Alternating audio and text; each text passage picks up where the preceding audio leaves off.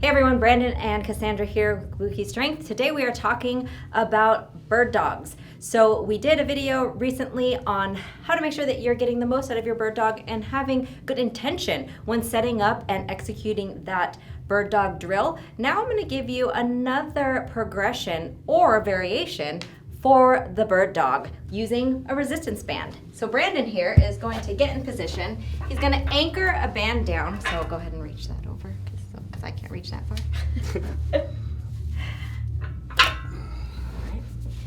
And this band is going to go on the lower rib cage. Why? Because a lot of times when we see people doing the bird dog, they tend to bias into an extension posture. So go ahead and do an example of when you're just arching your low back, Brandon, and going into a bird dog. So go ahead. Yep. Right. A lot of times we see people doing bird dogs, they're able to bust out like 20 reps, saying it's super easy. They're sitting there like, yeah, I'm warming up my core, I'm warming up my quads or my glutes, my shoulders. But when we program bird dogs, we are going with the intent of having a stable trunk and core, working on having that rib cage over pelvis position and staying there while independently moving arms and legs. So what this band is going to do is provide a tactile cue for him to work into. If the band wins, what happens? Go ahead, let the band win. He goes into that lordotic posture and into that open scissor position that we tend to see so often with squats. So now he's going to go into that ribcage over pelvis posture.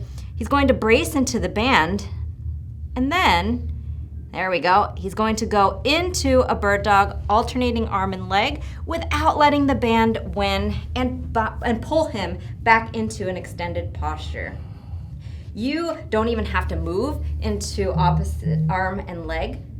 If you feel like this is already a good stimulus and you're fighting against that band to drop into extension, you can just do reps where you're isometrically holding that position, strong through shoulders, strong through glutes, and then you can just go just arms or just legs, right? Depending on where you're at and how good you are in controlling stable, rigid trunk while independently moving arms and legs.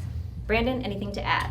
Yeah, so while I'm in this position, I want to add this because it seems like people never talk about this, but an easy way, as I mentioned, the fire hydrant drill, an easy way to make this more challenging and easier and get more demand on the core is actually just by changing our position with our knees. So if I do it from here, it's actually quite easy. Even though I have good quality movement here, this is actually quite easy to do. But if I go from this stance to this stance, oh baby, that's a different story.